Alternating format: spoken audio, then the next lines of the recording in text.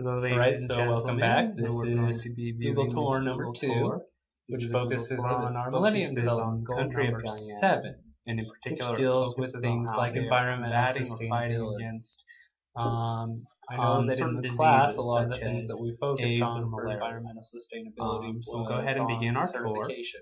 The thing about Guyana, though, I mean, it's in the middle of the tropics. It's just above Brazil. Not really a desert location. So to start out, but there are things. We'll start the beginning of the tour here in Mexico, that are very much so applicable place to University Village, Guyana. And so again, we've started our tour down to Guyana, focusing on Rexburg, just like we did before. Right here. Zoomed out a little bit more than it was before. So the next stop in our tour here, this is the second capital city. Again, we got Wichita, Guyana, Georgetown. I remember it has a population of somewhere between about 250 in this case, and 300,000 people. Our first focus here, a lot bigger than my hometown, the Demerara River, which is one of the major rivers have an adopted Guyana, which we'll be seeing. And then we're going to go to the other two rivers as well. This is the Essequibo River, which has one of the widest river mouths in the world. We get so down the coastline these multiple islands to our next stop. In Amsterdam, Guyana. It's about I spent 35 miles a little portion of my mission in very, very large particular part of Guyana. And if you notice, both of these rivers on P days quite often have church's chicken, which a lot of dirt and soil and sediment within them. They're very brown, very dark color, and it's amazing. You can see this very, very. Here's my hometown. Contrast. This is Rose Hall, Guyana. I remember I had a population of about 45,000 people, but that's spread out over a pretty good distance. This is particularly evident or particularly prevalent. And this is about as when you're flying over. When I was flying down the road, down the main road, you could literally see the line right here, where that this largely travel to the city of Skeleton, which is just on this the border of Guyana. And again, here's the other across river. This river over here. This is Cern, or Beast River. You've left Guyana once you go across that river. You know, those are the three. So, why am I showing you? Whoops, we got a little ahead in our tour. If you notice, so all of these cities, as you go along, go back just a little bit, so are all on the coastline. The reason why I really nothing is because one of the major concerns for the people of Guyana, with one exception, is water quality, and being able to have the water be purified. This is about as far into the interior as because that is the majority of people go. Where this is, I know that when we were there as missionaries, I also served, we could not drink the water. My mission in this part of the country for only about 6 weeks. Most of the apartments had high-tech filters that were very, very beautiful place to live. I really enjoyed my time. Filter the water 3 times. But other than this particular spot right here, the majority of the towns in Guyana are along the coast. More expensive than and why is it that they're along the coast?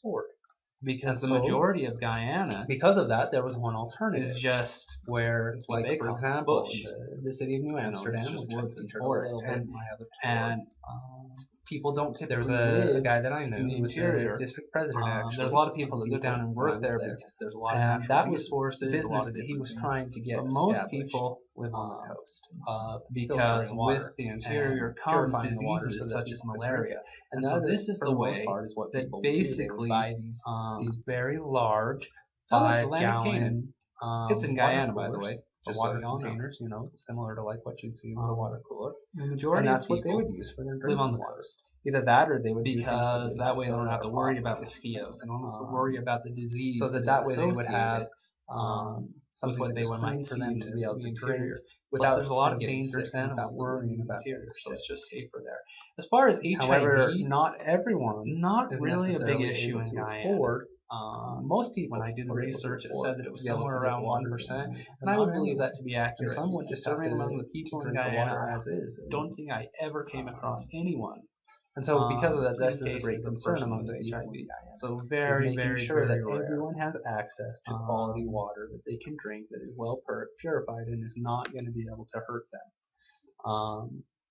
So, the other thing that Guyana is, I think that's about all for this portion of the tour, is also. I really don't know what else I would how they handle or how they manage the natural resources. Pretty much everyone. This brings us back to just staying along with back in the interior.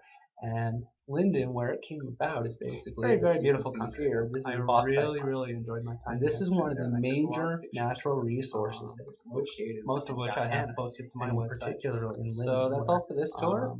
And that's what comes out of Linden a lot is all this bauxite that gets mined, and so they have to know how to be able to manage this properly and manage this resource in a way that doesn't damage the land and won't hurt the environment too much.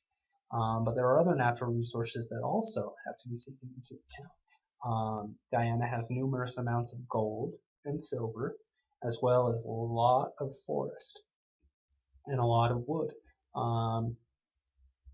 In particular, like for example, there's a board that can really only be found in Guyana. It's called Purple Heart, and it's very, very, very dense wood, and it's sought by goldsmiths or jewelers or people that make jewelry because it is so dense that it does not take fire easily, and so it allows goldsmiths to be able to melt the jewelry and melt the things, in a very cost-effective manner, where they can use the Purple Heart as a form or mold, rather, for what it is that they'll be melting, because it doesn't catch fire.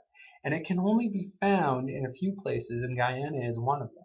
And so that's another resource that has to be managed, and has to be managed properly. And this is something that is of great concern to people in Guyana.